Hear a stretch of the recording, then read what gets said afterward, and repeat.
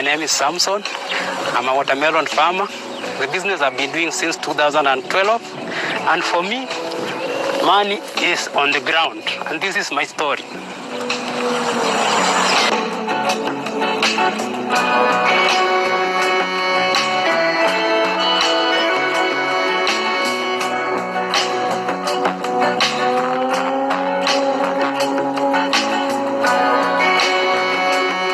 After completing school back in 2009, started venturing in agriculture.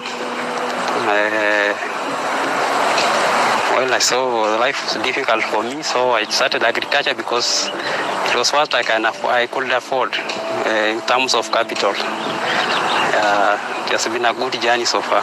So I started with cabbages, and after growing the cabbages, from the little capital I got, is when now I started venturing in watermelons back in 2012. Up until now. Watermelon farming, I saw it was not so bad compared to maybe tomatoes and onions, because the expenses of watermelons was not so much high as compared to onions and tomatoes, because watermelon farming, first of all, the time taken for harvesting watermelons is 2.5 months. So I saw it as a good venture in agriculture, because there was a shortage of the time of planting to harvesting.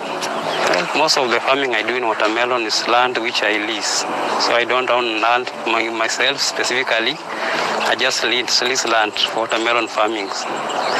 So the issue of leasing land again comes very difficult, because sometimes you find that the land you have leased is not the best for watermelons.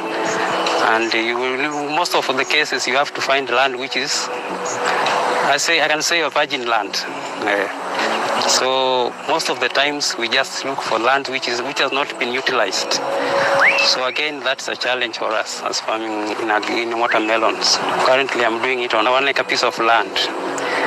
Now farming watermelon maybe in 1 acre piece of land, cost and expenses depends on the weather conditions. For example, the January, February, March season was very hot. So I had to do a lot of watering, pest control, fungicides, and fertilizer application. So basically expenses depend on the piece of the area you are in, for example, first of all, because different areas have different climatic conditions. So I cannot say that maybe, for example, we are using 100,000 Kenya shillings on a 1 acre piece of land in maybe Mwea.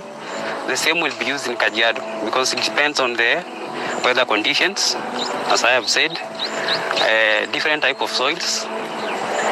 So it varies depending on the place you are doing it. 1 acre piece of land here in Mwea, because the farming is, this area is called Mwea.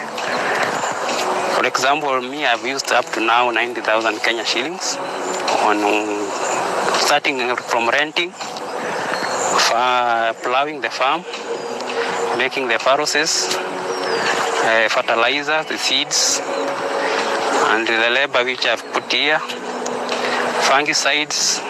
So it varies. I'm expecting about 12 tons for the first grade, the grade 1. And after harvesting the 12 tons, I'm expecting maybe like 4 or 5 tons for grade 2. A kilogram of watermelon now goes for 17 Kenya shillings. But I was expecting more, about 25, because it normally goes up to 25 Kenya shillings per kg. So relatively, it's a bit low, but I can say it's not so bad.